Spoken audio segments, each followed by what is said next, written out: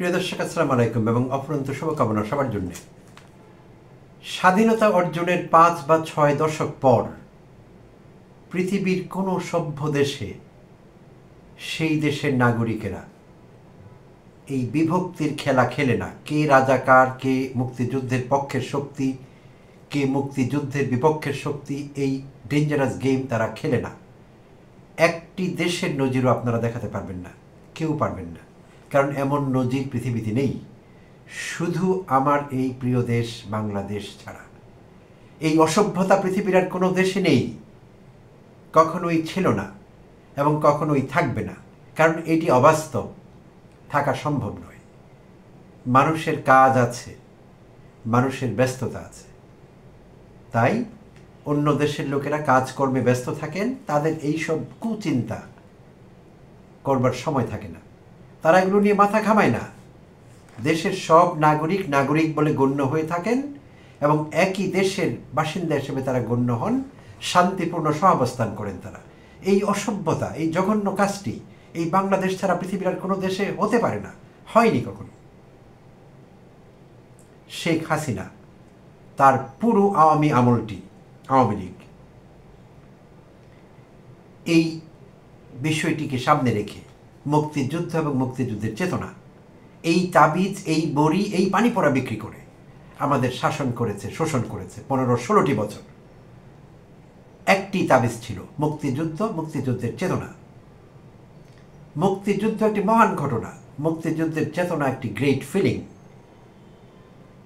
অথচ এই দুটো বিষয়কে গালির সমতুল্য করে তুলেছিল সেই পিশাচ হাসিনা, আওয়ামী বাকশালীরা, হাসিনার পালতু কুকুরেরা গালির সমতুল্য করে ফেলেছিল। আমি নিজে প্রমাণিত, কারণ আমি একজন শিক্ষক।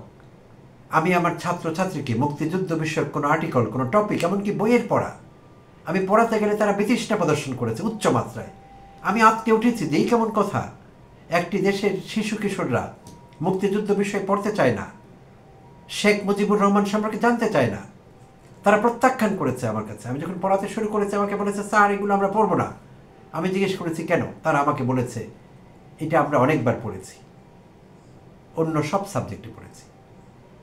তখন আমি বলেছি, আমি যেহেতু ইংরেজি পড়ে, আমি বলেছি শুধু ইংলিশ টার্মগুলো জানার জন্য পড়ো, ফ্যাক্ট যা আছে সেটা তোমরা জেনে ফেলেছো অন্য সাবজেক্ট থেকে।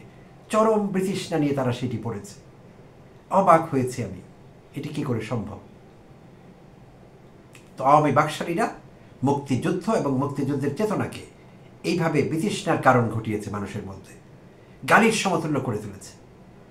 অবাক হয়ে লক্ষ্য করলাম 5 আগস্ট পরবর্তী সময়ে 2014-এর 24-এর 5 আগস্ট গণবিপ্লব, গণ অভ্যুত্থান, মনসুন রেভলিউশন, যেই নামই ডাকি না কেন, এই গণ অভ্যুত্থান, গণবিপ্লবের পরবর্তী সময়ে অবাক হয়ে লক্ষ্য করলাম বিএনপি সেই গেমটি খেলা শুরু করেছে। বিএনপি সেই বিভক্তির গেম খেলা শুরু করেছে। বিএনপি বলা শুরু করেছে জামায়াতে ইসলাম, শিবির, স্বাধীনতার পক্ষের শক্তি, বিপক্ষের শক্তি। অবাক হয়ে গিয়েছি, সে আওয়ামী বাকশালীরা বিএনপির জ্যাকেট গায়ে দিয়ে আবার ফিরে এসেছে। আমার কাছে তাই মনে হচ্ছিল। ভয়ঙ্কর খেলা, একই খেলায় মেতে উঠেছে বিএনপি। কার বিরুদ্ধে? এমন একটি দলের বিরুদ্ধে যেই দলের সঙ্গে বছরের পর বছর, যুগ যুগ ধরে তারা পার্টনারশিপ করেছে। স্ট্র্যাটেজিক পার্টনার ছিল জামায়াতে ইসলাম, বিএনপি। ক্ষমতার লোভে, মসনদের লোভে এই ডেঞ্জারাস গেম বিএনপি আবার খেলা শুরু করেছে। তো তারেক রহমান নিরাপদ দূরত্বে লন্ডনে বসে আছেন, মিতবাক, কথা কম বলেন, গুছিয়ে বলেন, এটি তার অস্ত্র। আর তার দলের বাংলাদেশে যারা আছেন তারা খিস্তি খেউর আওড়ে চলেছিল 24 ঘন্টা, 24/7, 365। কেন? অনেকে বলবার চেষ্টা করছেন তারেক রহমানের এটি একটি ডুয়াল গেম, অর্থাৎ তিনি 2 রকমের গেম খেলছেন। নিজে তেমন কিছু বলছেন না, উচ্চবাচ্য তেমন করেননি জামায়াত সম্পর্কে, শিবির সম্পর্কে, অন্যদের সম্পর্কে বিভক্তিমূলক কথাবার্তা তিনি বলেননি, কিন্তু তার দলের সমস্ত নেতারা বলা শুরু করেছে। আক্রমণাত্মক হয়ে উঠেছে তারা।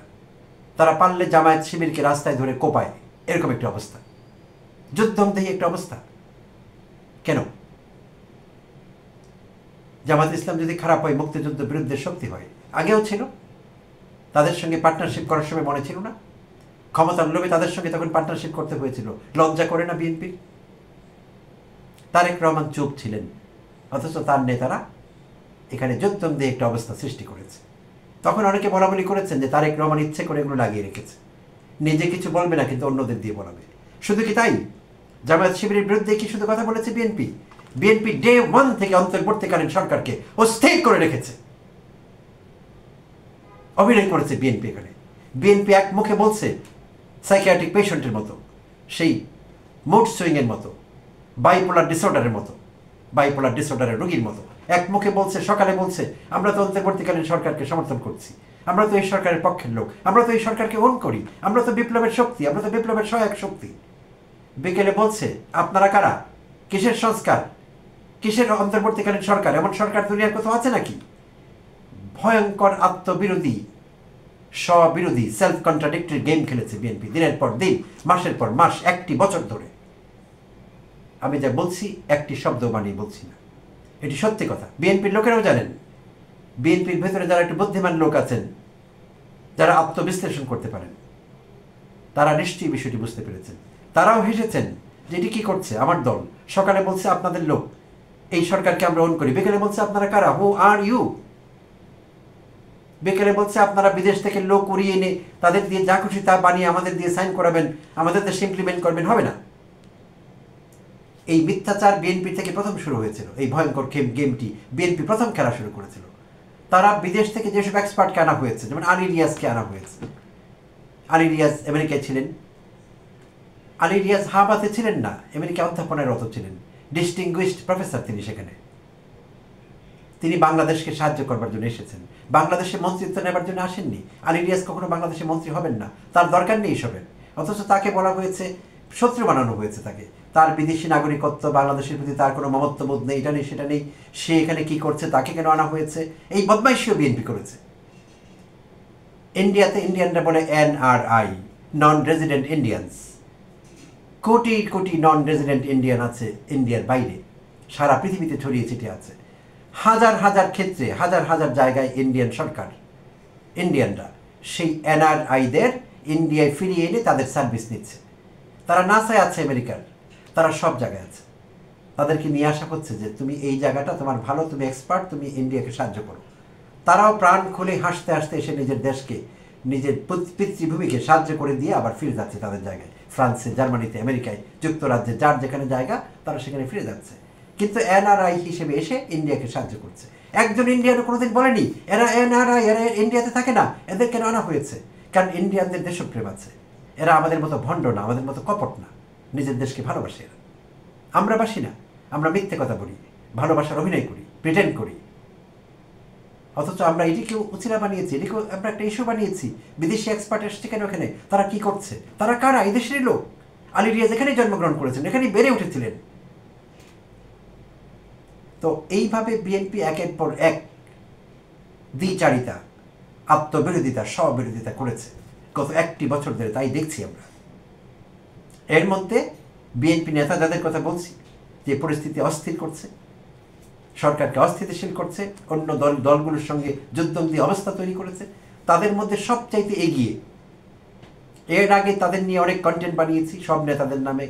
তারা ছিল আলাল দুলাল, নাট বল্টু, কালু বুলু, যদু মধু, কদু ছদু, এদের নিয়ে অনেক কন্টেন্ট বানিয়েছি ইন্ডিভিজুয়ালি। তারা যখন মুখ খারাপ করেছে, যা তা বলেছে এই দেশের মানুষকে, সরকারকে, সবাইকে, তাদের নিয়ে কন্টেন্ট বানিয়েছি, প্রতিবাদ করেছি। এবং বিএনপি দুলু এবং বুলুকে শোকজ নোটিশ দিয়েছে, ইতিমধ্যে বাধ্য হয়েছে দিতে, কারণ তাদের বিরুদ্ধে গণরোষ তৈরি হয়েছিল, গণপিটুনি খাবার একটি সুযোগ তৈরি হয়েছিল। তাই বিএনপি তাদেরকে সতর্ক করেছে, তারা একটু থেমেছে। এই ফজা বা ফজু বা ফজলুর রহমান, এই উন্মাদ লোকটি থামেনি কখনো। তাকে আমার কাছে বরাবরই মানসিক রোগী মনে হয়েছে, সাইকিয়াট্রিক পেশেন্ট মনে হয়েছে। কোনো সুস্থ মানুষ সে যেই ভাষায় কথা বলে, যেভাবে আক্রমণ করে তার নাতির বয়সী তরুণদের, সেটি করতে পারে না। কোনো সুস্থ মানুষ সেটি করতে পারে না। আপাতমস্তক মুজিববাদী, আপাতমস্তক আওয়ামী বাকশালী। ফার্স্ট কোয়েশ্চন ইজ দ্যাট, এই লোকটি কি করে বিএনপি চেয়ারপারসনের উপদেষ্টা হতে পারে? বিএনপি কি পচে গেছে? ব্রেইনলেস একটি দল, এই দলের কারো ব্রেইন নেই? বিএনপি করলে ব্রেইন থাকতে হয় না? আপাতমস্তক মুজিববাদী কি করে খালেদা জিয়ার উপদেষ্টা হতে পারে? কি করে হতে পারে সেটি? That is the first question. ইদানিং দেখলাম আরেক ছাত্রলীগ সভাপতি সাবেক হাবিবুর রহমান হাবিব, এটি বিএনপির রাজনৈতিক দেউলিয়াত্ব প্রমাণ করে না যে হাবিবুর রহমান হাবিবের মতো একটা সন্ত্রাসী, একটা স্ট্রিট বয় এবং এই ফজার মতো আপাদমস্তক মুজিববাদী এদেরকে বানাতে হয় উপদেষ্টা? আর উপদেষ্টা পাওয়া যায় না এই দেশে? ছি ছি ছি। তাহলে কি উপদেশ তারা দেবেন খালেদা জিয়াকে? আর সেই উপদেশ যদি ইমপ্লিমেন্ট করা হয় এই দেশের কি অবস্থা হবে? সে কথা কি বিএনপি একবারও ভেবেছে? অতি সম্প্রতি হাবিবুর রহমান হাবিব মন্তব্য করলেন যে বিএনপির বিরুদ্ধে কেউ কথা বললে দা, কাঁচি, ছুরি, বটি যা আপনাদের হাতে থাকবে ওটা দিয়ে সেই লোকের জিহবা কাটবেন, কেটে কালা কুত্তারে খাওয়ায় ফেলবেন। এই সন্ত্রাসী এই বক্তব্য রেখেছে। তাকে যখন আবার জিজ্ঞেস করা হলো টিভি চ্যানেলে, আপনি এরকম কথা বলেছেন, এটা কোনো বড় কথা হলো? এই মূর্খ গুন্ডাটাকে এটা নাকি চেয়ারপারসনের প্রধান এটা উপদেষ্টা। কি ভয়ঙ্কর কথা আমাদের শুনতে হচ্ছে। তো ফিরে আসে এবার ফজার জায়গায়। ফজাকে নিয়ে অনেক কন্টেন্ট বানিয়েছি আমি আমার ছোট্ট চ্যানেলে। যাচ্ছে তাই বলছে ফজা জুলাই অভ্যুত্থানকে সহ্যই করতে পারেনি। বারবার কথা না, আপাতমস্তক মুজিববাদী ফজা। সেই ফজা সারাক্ষণ খিস্তি খেউর করছে জুলাই অভ্যুত্থান নিয়ে, ছাত্র জনতার এত ত্যাগ, এত কিছু, আমরা হাসিনা মুক্ত বাংলাদেশ পেয়েছি। ফজার সেটি সহ্য হয় না, কারণ হৃদয়ে আওয়ামী লীগ, হৃদয়ে বাকশাল, হৃদয়ে শেখ হাসিনা। তো ফজা কথায় কথায় সেটার বহিঃপ্রকাশ ঘটাচ্ছে। ফজা ছাত্রদের গালি দিচ্ছে হারামজাদা বলে, মির্জাফরের বংশধর বলে গালি দিচ্ছে, রাজাকারের বংশধর বলে গালি দিচ্ছে। সরাসরি, একবার দুবার না, অসংখ্য বার দিয়েছে।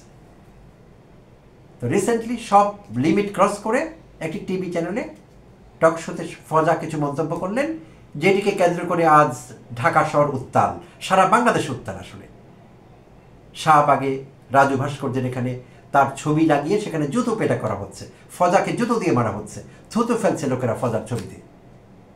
ফজাকে প্রত্যাখ্যান করেছে এই দেশের মানুষ, সামনে পেলে পিটুনি দেবে। ফজার আগামী দিনে রাস্তাঘাটে চলাফেরা করা মুশকিল হবে, কারণ মানুষের ধৈর্যের সীমা শেষ হয়ে গেছে। ধৈর্যের সীমা শেষ হলে মানুষ আর কিছুই করতে পারে না, রাগ নিয়ন্ত্রণ করতে পারে না। ফজা যে মন্তব্য করেছেন সেই টক শোতে কিয়দংশ একটু শেয়ার করছি আপনাদের সঙ্গে। তার ভাষায়, যারা 5 আগস্ট ঘটনার জন্য দায়ী তারা কোনো রাজনৈতিক নেতা নয়, তারা কেবল অভিনেতা। দেশের মানুষ এখন বুঝে ফেলেছে এরা রাজাকারের বংশধর। কি ভয়ঙ্কর কথা! জুতো পেটা তো কম, আরও কিছু সম্ভব হলে তাকে করতে হবে, করা যায়। হি ডিজার্ভস। ফজা একই টক শোতে আরও বলেছে, সুষ্ঠু নির্বাচন যদি হয় বিএনপি 2/3 আসন নিয়ে ক্ষমতায় ফিরবে, এটাই দেশের জনগণের ইচ্ছে। ফজা এখানে ডাবল রোল প্লে করেছে।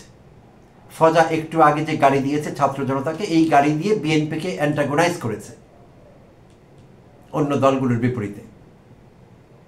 বিএনপিকে অ্যান্টাগোনাইজ করেছে, চেয়েছে বিএনপির জনপ্রিয়তা কমে যাক, সব লোক সব দল মিলে বিএনপিকে প্রতিহত করুক। ফজা ডাবল এজড সোর্ড, দুই দিকেই ধার আছে এমন তলোয়ার। ফজা এদিক থেকে গালি দিচ্ছে ছাত্রদের, বিএনপি বিরোধীদের, যারা বিএনপি আপাত দৃষ্টিতে বিরোধী মনে করছে, এনসিপি, জাতীয় নাগরিক পার্টি বা বৈষম্য বিরোধী ছাত্র আন্দোলন, জামাত ইসলামী, ইসলামী আন্দোলন, অন্য যতগুলো দল আছে বিএনপি ছাড়া সবগুলো দলকে বিএনপির প্রতিপক্ষ করে দিচ্ছে গালাগালি করে ফজা। আবার একই অনুষ্ঠানে ফজা বলছে যে এখনই ভোট হলে বিএনপি 2/3 আসন পাবে, বিএনপিকে খুশি করে দিচ্ছে।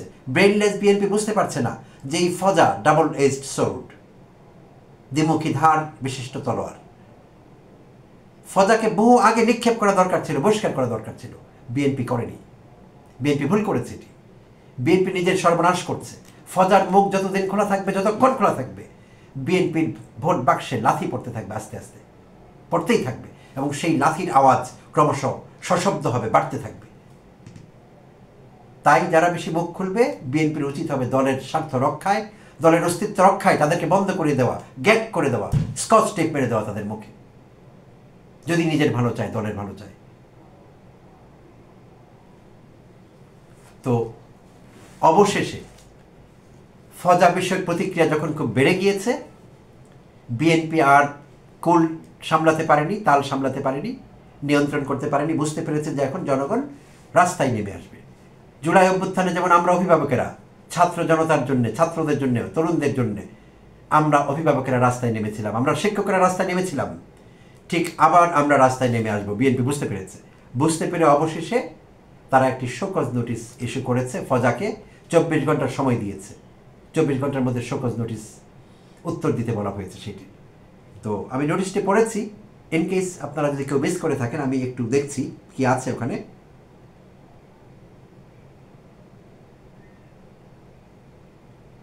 কারণ দর্শানোর নোটিশে উল্লেখ করা হয়েছে, আপনি জুলাই আগস্ট ঐতিহাসিক গণ অভ্যুত্থান নিয়ে ক্রমাগত কুরুচিপূর্ণ বিভ্রান্তিকর বক্তব্য দিয়ে আসছেন এবং আত্মদানকারী শহীদদের নিয়ে যে বক্তব্য দিচ্ছেন তার সম্পূর্ণরূপে দলীয় আদর্শ গণ অভ্যুত্থানের চেতনার পরিপন্থী। মহিমান্বিত এই গণ অভ্যুত্থানের বিরুদ্ধে এবং গণতন্ত্র পুনরুদ্ধারের আন্দোলন নিয়ে আপনার বক্তব্য জনমনে তীব্র প্রতিক্রিয়া সৃষ্টি করেছে। আপনার বক্তব্য দলের সুনাম ক্ষুণ্ণ করার সুপরিকল্পিত চক্রান্তের প্রয়াস বলে অনেকেই মনে করছে। হ্যাঁ, ঠিক তেমনটি আমি বলছিলাম একটু আগে। এমনকি আপনি জনগণের ধর্মীয় অনুভূতিতে আঘাত দিয়ে কথা বলছেন। এতে আরও উল্লেখ করা হয়, জুলাই আগস্ট গণ অভ্যুত্থানে বিএনপির 450-র বেশি নেতা কর্মী সহ ছাত্র জনতার প্রায় 1,500-এর অধিক মানুষ শহীদ হয়েছেন এবং 30,000-এর অধিক মানুষ গুরুতর আহত হয়েছেন। গণতন্ত্র পুনরুদ্ধারের জন্য গণ অভ্যুত্থানে ছাত্র জনতার এই ধরনের বীরোচিত ভূমিকাকে আপনি প্রতিনিয়ত অপমান ও অমর্যাদা করেছেন। কারণ দর্শানো নোটিশে আরও বলা হয়, এই ধরনের উদ্ভট ও শৃঙ্খলা পরিপন্থী বক্তব্যের কারণে কেন আপনার বিরুদ্ধে সাংগঠনিক ব্যবস্থা গ্রহণ করা হবে না তার যথার্থ কারণ দর্শী আগামী 24 ঘন্টার মধ্যে একটি লিখিত জবাব দলের নয়াপল্টন কেন্দ্রীয় কার্যালয়ে জমা দেওয়ার জন্য আপনাকে নির্দেশ প্রদান করা হলো। আমার শোকজ নোটিশের ভাষা পছন্দ হয়েছে। আমি যখন পড়ছিলাম আমার কাছে মনে হয়েছে আমারই ভাষা, আমি লিখলে এরকমই লিখতাম। তো যেই কারণেই বিএনপি সেটি দিয়ে থাকুক, বিএনপি একটি সময় উচিত কাজ করেছে। এটি ছিল সময়ের দাবি, ছাত্র জনতার দাবি, বিএনপি এইটি মেনে নিয়েছে। তো ফজা কি উত্তর দেয় আমরা সেটি জানবার অপেক্ষায় থাকলাম এবং আমরা এই শোকজ নোটিশে সন্তুষ্ট না। বিএনপি শোকজ নোটিশ দিয়েছে, এই জন্য আমরা থ্যাংক ইউ বলছি, I thank them personally. But আমরা চাই ফজার মতো লোক বিএনপিতে থাকবে না। বিএনপি যদি দাবি করতে চায় বিএনপি জুলাই অভ্যুত্থানের শক্তি, বিএনপি জুলাই অভ্যুত্থানের সহযোদ্ধা, বিএনপি যদি দাবি করতে চায় এটি নিয়ে অনেক বিতর্ক আছে। বিএনপি বিভিন্ন সময় নেতৃবৃন্দ কি বলেছে, মির্জা ফখরুল থেকে শুরু করে অন্যরা, আমি সেই আলাপে আর যেতে চাইলাম না। বাট তারপরও যদি তারা অংশীদার হতে চায়, অন্তত দাবি করতে চায়, তাহলে ফজার মতো লোক বিএনপিতে থাকতে পারবে না। ফজাকে বহিষ্কার করতে হবে, সেটি আমাদের একমাত্র দাবি। না হলে আমরা ধরে নিব তারেক রহমান ডুয়েল গেম খেলছেন, বিএনপি ডুয়েল গেম খেলছে। ফজাকে বহিষ্কার করতে হবে বিএনপি থেকে। এবং বিএনপি নেতাদের জুলাই অভ্যুত্থান অন্তর্বর্তীকালীন সরকার অধ্যাপক ইউনূস সম্পর্কে যারা টকশো করছে, সেই সব টকশো ব্যাপারী, সেই সব আওয়ামী বাকশালী অমানবিক মানুষগুলো যারা হাসিনার অমানবিক কার্যকলাপের নিন্দা করতে পারে না, তারা হাই হাসিনা করছে। এখনো নির্দিষ্ট চ্যানেল আছে কতগুলো, নির্দিষ্ট টকশো প্ল্যাটফর্ম আছে, সেখানে যাওয়া বন্ধ করতে হবে বিএনপি নেতৃবৃন্দের। সেখানে গিয়ে পোটা ছাড়বে মাগুর মাছের মতো, তখনও আমরা বলবো বিএনপি গণ অভ্যুত্থানের শক্তি, ইম্পসিবল, হতেই পারে না, আমরা মানব না সেটি। বিএনপি নেতৃবৃন্দের বুঝে শুনে যেতে হবে কথা বলবার জন্য। সেন্সরশিপের ব্যাপার আছে, সেলফ সেন্সরশিপ আরোপ করতে হবে তাদের। আমাদের বলবার দরকার নেই কোথায় তারা যাবে কোথায় তারা যাবে না। এমন জায়গায় যাবে যেটা গণ অভ্যুত্থানকে ধারণ করে, এমন জায়গায় যেতে হবে। অসংখ্য টকশো তৈরি হয়েছে, এখন অসংখ্য চ্যানেল তৈরি হয়েছে, সেই সব অসভ্য কুরুচিপূর্ণ অমানবিক মানুষগুলোকে আমরা চিনি। তারা ঘুরিয়ে ফিরিয়ে হাসিনার বয়ানকে সামনে নিয়ে আসছে। তারা হাসিনার অমানবিক কার্যকলাপের নিন্দা করছে না। যদি নিন্দা করতো তাহলে হাসিনাকে ফিরিয়ে আনবার, আওয়ামী লীগকে নিষিদ্ধ করবার বিরোধিতা তারা করতে পারতো না। তারা কষ্টে মরে যাচ্ছে, আওয়ামী লীগের কার্যকলাপ কেন বন্ধ হয়েছে। আমরা তাদের প্রত্যেককে চিনি, প্রত্যেককে আমরা জবাব দিই তারা আওতায় আনবে। তাদের জায়গা ভারত, ভারত অনেক বড় দেশ, তাদের প্রত্যেককে আমরা ভারতে পাঠিয়ে দেব। এই দেশে থাকবার তাদের অধিকার নেই। এই দেশে থাকতে হলে জুলাই অভ্যুত্থানকে স্বীকার করে থাকতে হবে, জুলাই অভ্যুত্থানের স্পিরিটকে ধারণ করতে হবে।